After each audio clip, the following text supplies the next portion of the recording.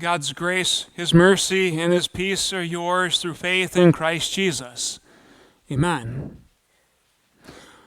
With the parables of Jesus, we have to make sure that we understand the point. Here's why. We often get distracted with the details. Now, the details can help, but they only help and they only matter after you understand the point. So, with the parable of the dishonest manager, often people get distracted by his dishonesty and wonder, how can Jesus be upholding a dishonest person and using him as an example? Him as an illustration. Sometimes at the end of parables, there's a summary statement, and that kind of helps you kind of make sure you don't get lost in the details. Here we're told, for the people of this world are more shrewd in dealing with their own kind than are the people of the light. I tell you, use worldly wealth to gain friends for yourself, so that when it's gone, you will be welcomed into eternal dwellings. So what that's getting at is back when the dishonest manager says, I know what I'll do so that when my job is gone, people will welcome me into their homes. See the connection? God's saying, live right now so you're welcomed into eternity. That's the connection with a dishonest manager. Now, what does this have to do with anything? Everything.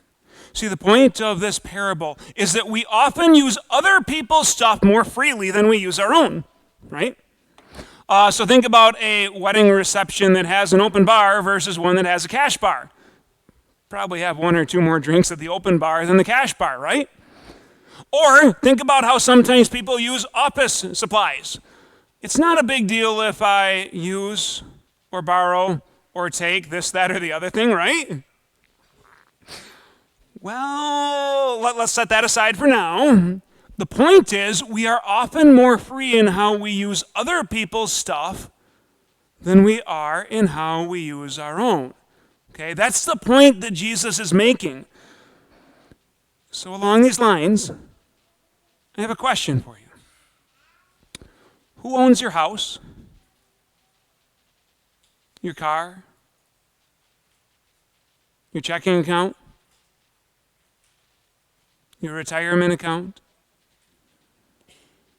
While at first glance it may seem like you as the answer to all of those things, the answer is God.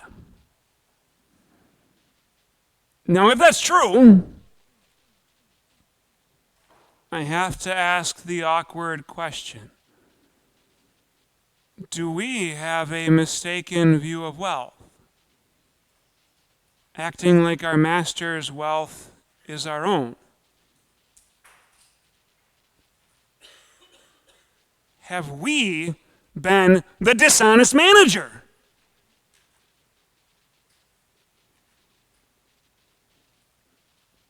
I can't answer that question for you, but I can imagine that question may be convicting for many of us.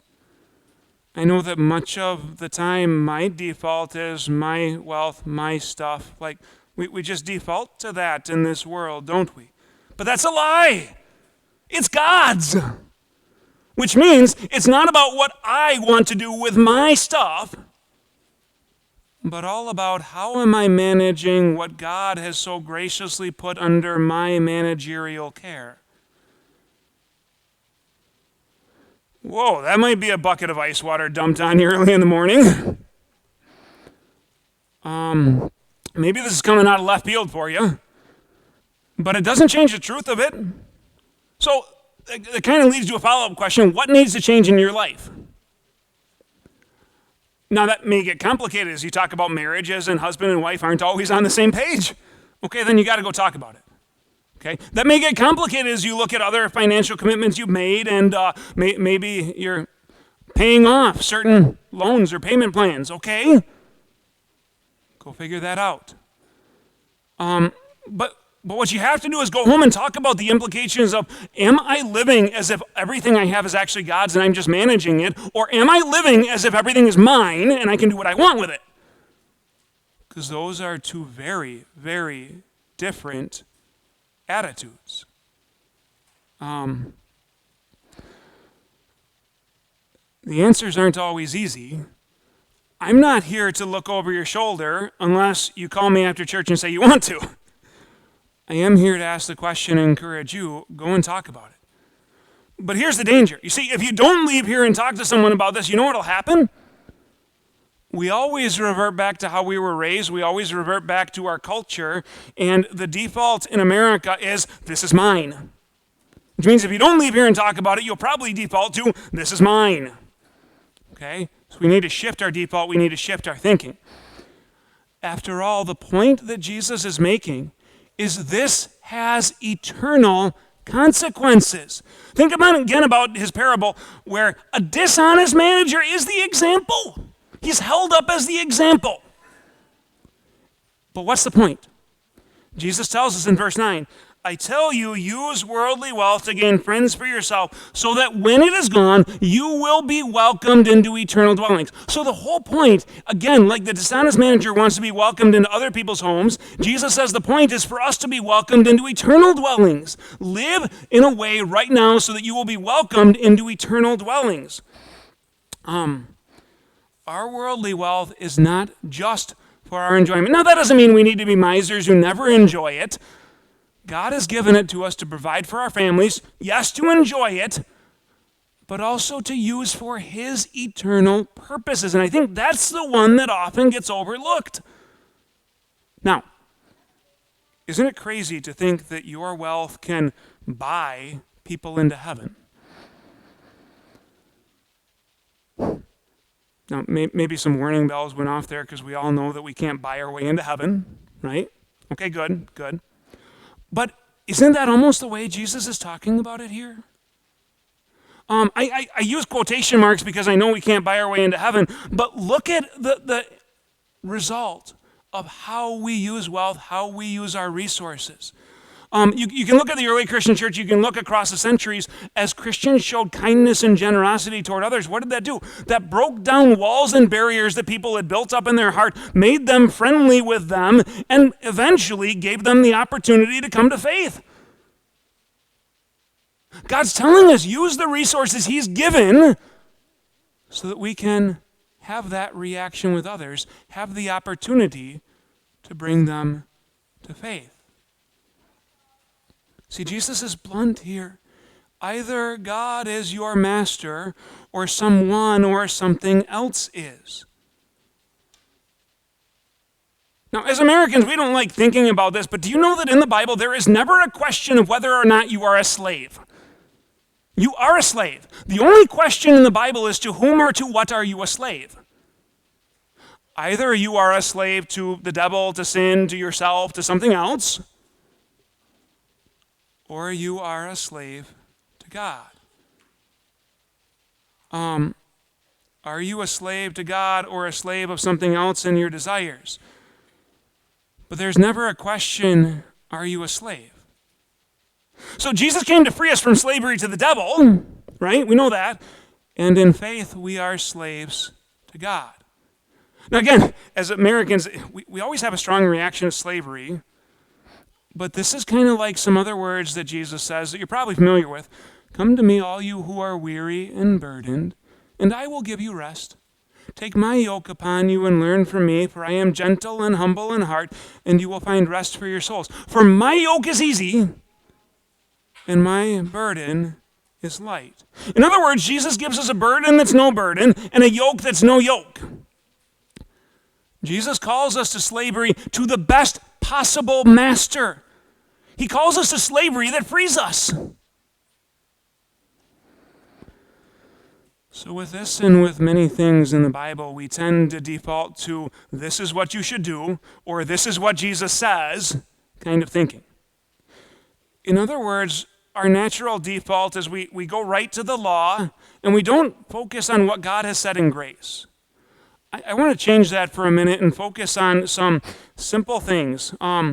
Bask in the grace of God who has entrusted you with so much.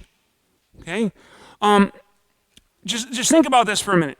God has entrusted you with more wealth, more resources, more possessions than the vast majority of people alive right now on the planet. The vast majority. Okay? But more than that, he has entrusted you with more wealth, more possessions, more stuff than the vast majority of all people through all human existence. Think about that for a second. That God has so overabundantly poured out his blessings on you. The problem in America is we often compare ourselves to other Americans instead of other people throughout the world or other people throughout history. And we end up getting skewed perceptions with these things. Too often we're not amazed at this truth of how richly God has provided because we just don't take the time to think about it. But there's even more. God has poured out his resources on you. He's really like a doting father that spoils the child. We live in a spoiled house, okay? The danger in spoiling a child is they start to take it for granted, and that really seems to be what's happened to American Christians. We are so blessed financially, we are so blessed democratically, and yet we have such a hard time picturing it any other way that we just take all of that for granted and don't even pay attention to history that shows us throughout world history, all of those things are very rare, incredibly rare, and rare blessings. The point I mean to make by that is just please don't take this for granted. Take to heart the words Jesus says, you are a manager of the gifts that God has entrusted to you. They're not just for yourself and your enjoyment, even though sometimes people go too far and they don't enjoy anything, right? But they're also for the benefit of your neighbor. I recently came across a quote that I think is pretty good from Gustav Wingren, who is kind of summing up some things Luther said this way. God doesn't need your good works. I don't know if you ever think about it that way. God doesn't need your good works, but your neighbor does. Kind of sums up a lot. The point of what Jesus is getting at, the point that we need to take to heart is that we don't view our stuff as if we're saving it up for ourselves. Solomon makes the point very clearly, no one takes it with them when they die. Okay? And you may leave it to someone that's smart, you may leave it to a fool, you don't always get a choice. But Jesus is encouraging us to use these possessions almost dishonestly in showing generosity toward others, in winning friends through kindness, and attracting people to a relationship with God.